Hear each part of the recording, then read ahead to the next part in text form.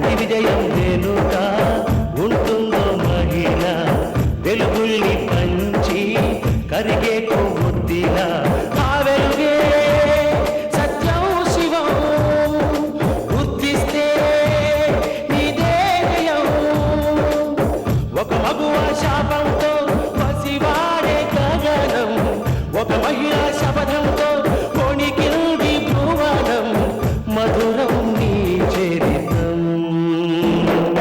ఓ మగువా జయీ భవ ఓ మహిళా విజయీ భవ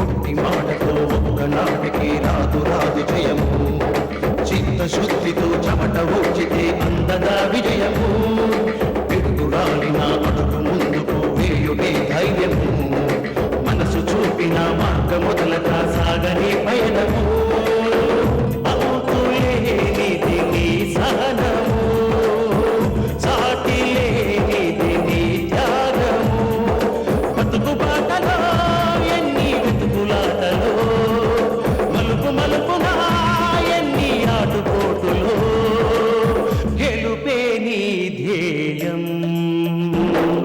సాహసమే నీ ఆయుధం సాధించే నీ ఆశయం సాహసమే నీ ఆయుధం సాధించే నీ ఆశయం ఎట్టి పరిస్థితుల్లోనూ నువ్వు నోరు జారకూడదు. అసలు నువ్వేం మాట్లాడకు. పోలీసులు వస్తే నేను మేనేజ్ చేస్తాను కదా.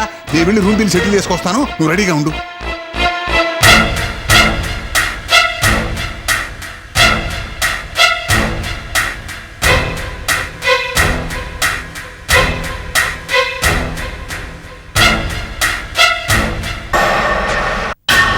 సీత, మమ్మల్ని విసిగించకుండా మా సహనాన్ని పరీక్షించకుండా నీ అంతటా నువ్వే తప్పు ఒప్పుకొని నిజం చెప్పు.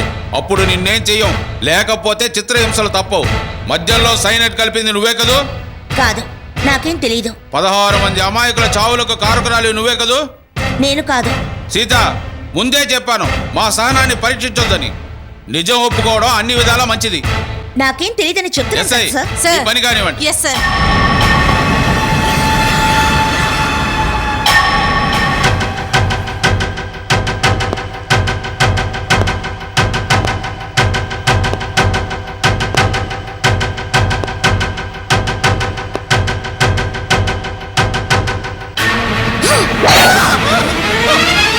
ఇది శాంపిల్ డోస్ మాత్రమే. అసలు డోస్ ఇవ్వడం మొదలు పెడితే నీకు చుక్కలు కనిపిస్తాయి. మధ్యలో సైనైడ్ కలిపింది నువ్వే కదూ? చెప్పు. నేనేం కలపలేదు. ఎస్ఐ,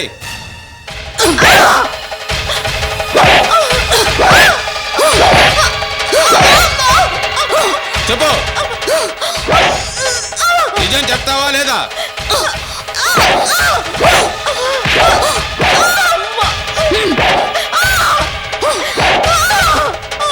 చెప్పు. కమాన్.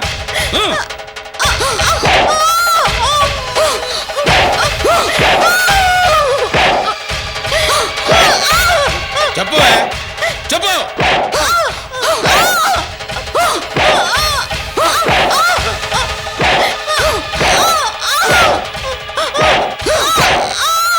నిజం చెప్తావా లేదా?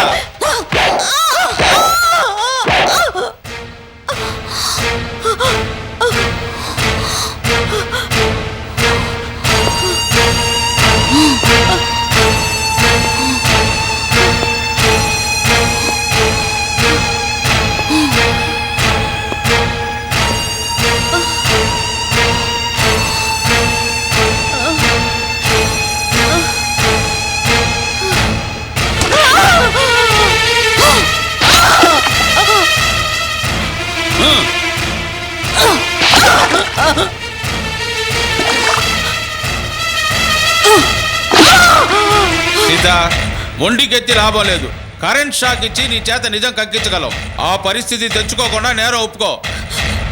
మీరేం చేసినా సరే చెయ్యని నేరాన్ని నేను ఒప్పుకోను. నేను మాట్లాడాల్సిందేదో మా లాయరే మాట్లాడతాను. సీత హలో వాట్ అలాగా నేను ఇప్పుడే అక్కడికి వస్తున్నాను. ఎస్ఐ సీతకి ఒక అరగంట టైం ఇవ్వు. ఆలోగా నేరం ఒప్పుకుందా సరే సరే, లేదంటే నీ ట్రీట్మెంట్ కంటిన్యూ చెయ్యి. Yes, SI sir. Follow me.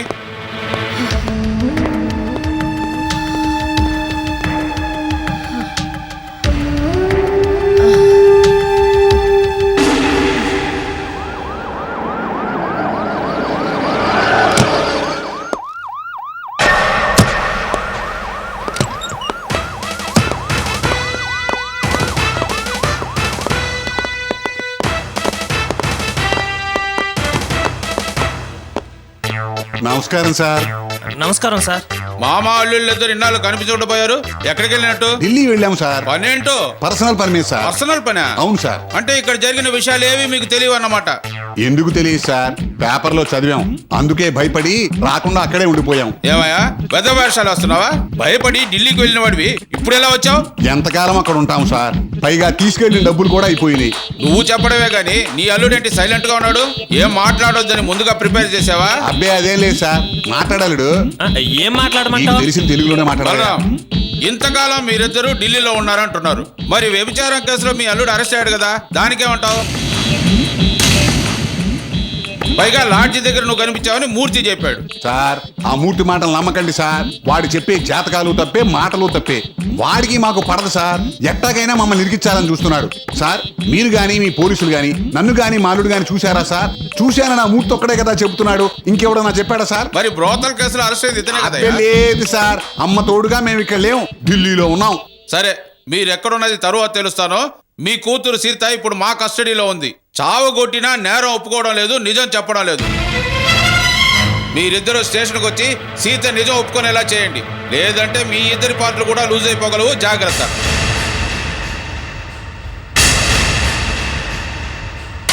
SI వీళ్ళిద్దరిని జీప్ ఎక్కించు. కమాన్.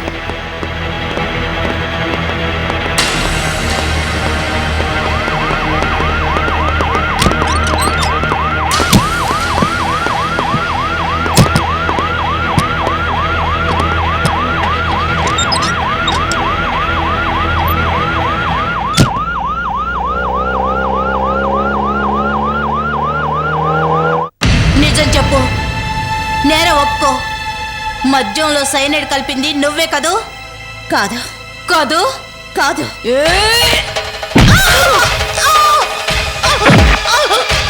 చెప్పువే. ఒప్పుకో. చెప్పు.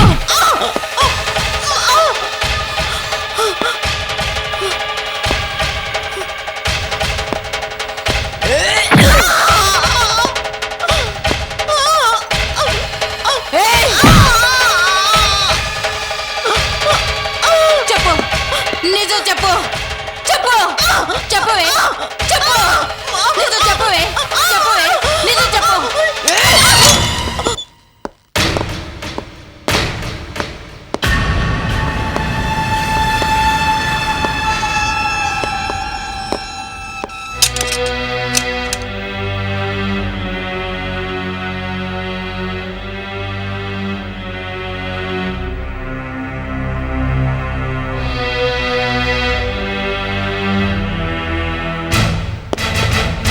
సీత, మీ నాన్నని మీ ఆయన్ని తీసుకొచ్చాం, కనీసం వాళ్ళ గురించైనా నిజం ఒప్పుకో, లేదా ఏ తప్పు చేయని వాళ్ళిద్దరు కూడా నీతో పాటు చిత్రహింసలకు గురి కావాల్సి వస్తుంది.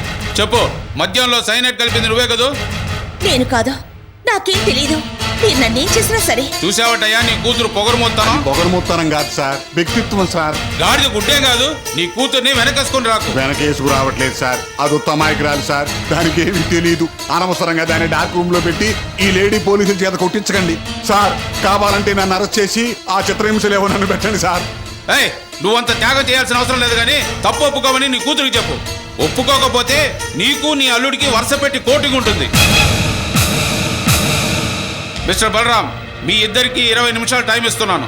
సీతకి చెప్పే విధంగా చెప్పి నేరం ఒప్పుకునేలా చేయండి. చెయ్యని నేరాన్ని ఒప్పుకోమనడం లేదు, చేసిన నేరాన్ని ఒప్పుకోమనండి. దానివల్ల టార్చరు తగ్గుతుంది, శిక్ష తగ్గుతుంది. కమాన్.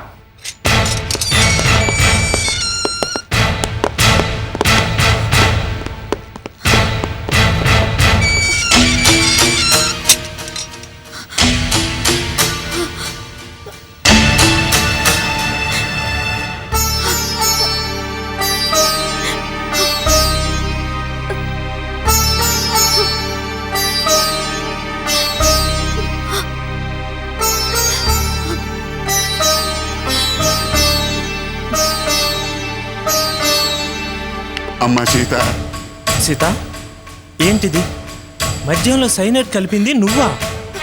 నేను కాదు. మరి పోలీసులు అలా అంటారేంటి? వాళ్ళు అలా అనుమానిస్తుంటే దానికి నేనేం చేయను. అవునలుడు, సీతకే పాపము తెలియదు. తెలియదని మనకు మనం సమాధానం చెప్పుకుంటే సరిపోతుందా? కేసు నుంచి మీ అమ్మగారిని కాపాడడం కోసం నన్ను ఇరికించారు. సీత అవునలుడు, ఇది 100% నిజం.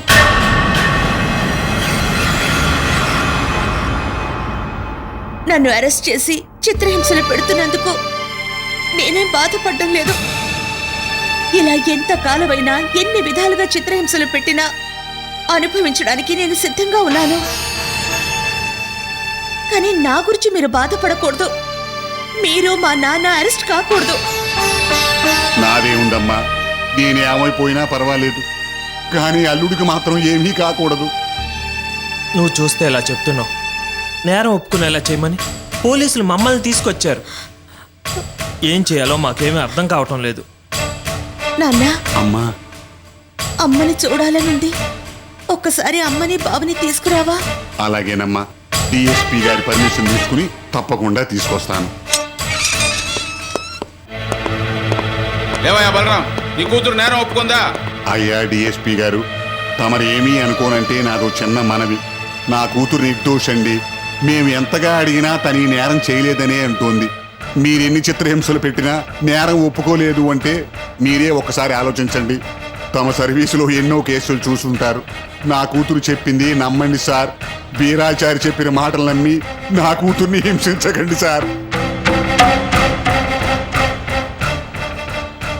అయ్యా డిఎస్పీ గారు, సీత మా ఆవిడ్ని, అదే వాళ్ళ అమ్మని చూడాలని ఆశపడుతోంది.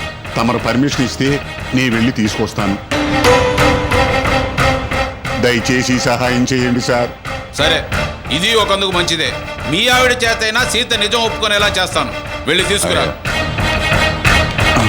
చూడు, ఈ వంకతో నువ్వు పారిపోవాలని చూసావో నా చేతిలో చచ్చావే. చాలా ఎందుకు చేస్తానండి. వెళ్ళు. సీత, నువ్వు మొండిదానివైతే నేను జగమొండిని. నా సర్వీసులో నీలాంటి వాళ్ళను చాలా మందిని చూశాను. మిస్టర్ జయకృష్ణ, పద బయటికి.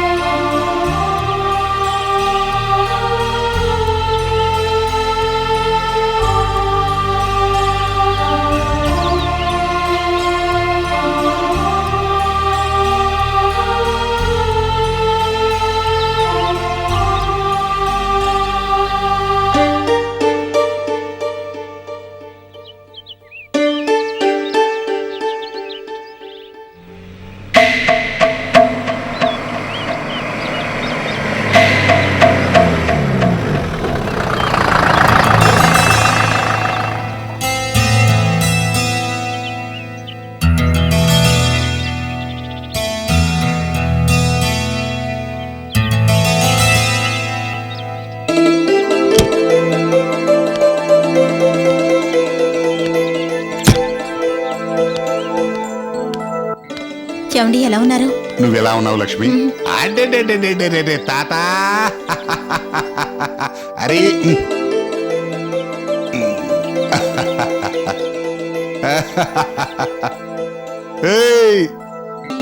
రే తాత, ఎట్టున్నావురా? అప్పుడే పెద్దోడు అయిపోతున్నావు.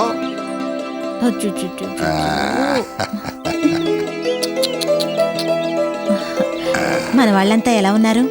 మనవాళ్ళ సీతా జయకృష్ణ తప్ప మిగతా వాళ్ళు మనవాళ్ళు కాదు, పగవాళ్ళు. వాళ్ళ గురించి నా దగ్గర చెప్పకండి. చెప్పడం నాకు మాత్రం ఇష్టమా లక్ష్మి? కానీ వాళ్ళ గురించి నువ్వు తెలుసుకోవాల్సింది చాలా ఉంది. వాళ్ళ మానాన్న వాళ్ళు బతకకుండా మనకు పడి ఏడుస్తున్నారు. ఏడవటమే కాదు లక్ష్మి, ఏదో విధంగా మనల్ని దెబ్బతీయాలని చూస్తున్నారు. ఆల్రెడీ దెబ్బ తీశారు కూడా. అన్యాయంగా మన సీతని అరెస్ట్ చేయించారు.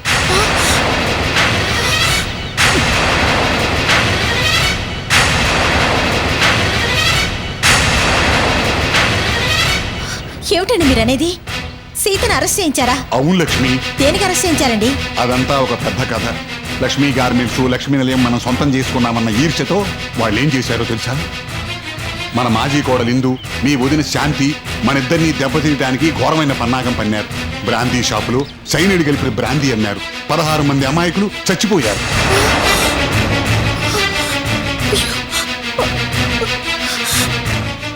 ఆ నేరం చేసింది మన సీతేనంటూ తప్పుడు సాక్ష్యాలు సృష్టించి అన్యాయంగా సీతని అరెస్ట్ చేయించారు లక్ష్మి. ఇప్పుడు నీకెంత కోపం వచ్చిందో అంతకు రెట్టింపు కోపం అప్పుడు నాకు వచ్చింది. అయినా కోపాన్ని దిగమింగుకుని మూర్తింటికి వెళ్ళాను. అక్కడో వార్డుకి సరిపోయే జనం ఉన్నారు. శాంతి మొదలుకుని శారద వరకు ప్రతి వాళ్ళని పేరు పేరు నా కాళ్ళు చేతులు పట్టుకు బతిమాలాను. కన్నీళ్లు పెట్టుకుని గుండెలు బాదుకుని నా సీతని విడిపించండి అని ప్రాధేయపడ్డాను. అయినా ఏ ఒక్కరి మనసు కరగలేదు. వాళ్ళందరిది ఒకే మాట లక్ష్మి. ప్రస్తుతం సీత 2 టౌన్ పోలీస్ స్టేషన్లో ఉంది. డార్క్ సెల్లో పెట్టి చిత్రహింసలు పెడుతున్నారు. మన సీత పడుతున్న బాధల్ని చెప్పలేను లక్ష్మి. మన సీత గుండె నిబ్బరం కలదు కాబట్టి తట్టుకుంది. ఇదే వేరే ఎవరైనా అయినట్టయితే పుట్టుకుమనేవాళ్ళు. నిజానికి అంత టార్చర్ పెట్టవలసిన పని లేదు. ఆ శాంతి, అదే మీ వదిన గారు డిఎస్పీ గారిని మేనేజ్ చేసి ఏదో ముట్ట చెప్పినట్టుంది. దాంతో పోలీసులు మన సీతను లాఠీలతో కొడుతూ చిత్రహింసలు పెడుతున్నారు.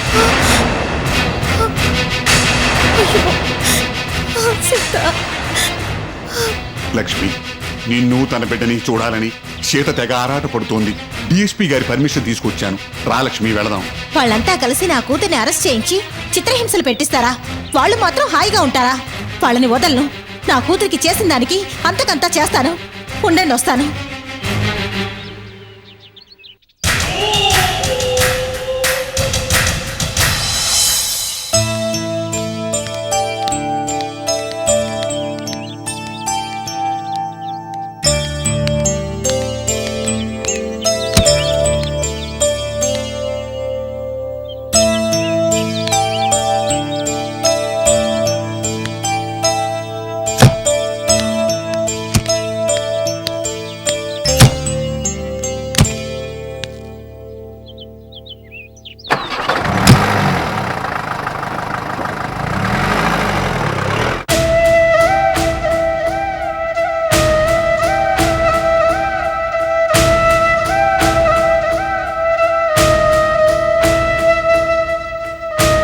శాంతి గారు,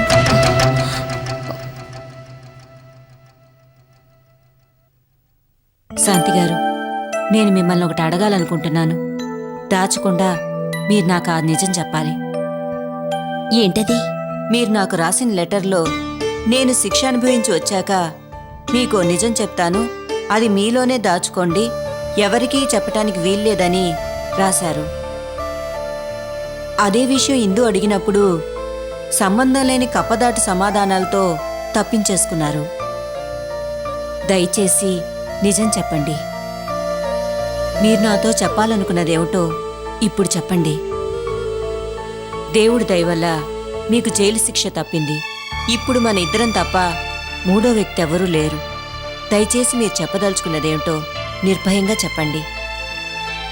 చెప్తాను, కానీ చెప్పే ముందు మీరు నాకు మాట ఇవ్వాలి. చెప్పండి. 4 ఏళ్ల క్రితం నాకు నిజం తెలిసింది. కానీ దాన్ని ఎవరికీ చెప్పకుండా నాలోనే దాచుకుంటూ వచ్చాను. ఇందు ఎవరో కాదు, స్వయాన మీ కన్న కూతురు.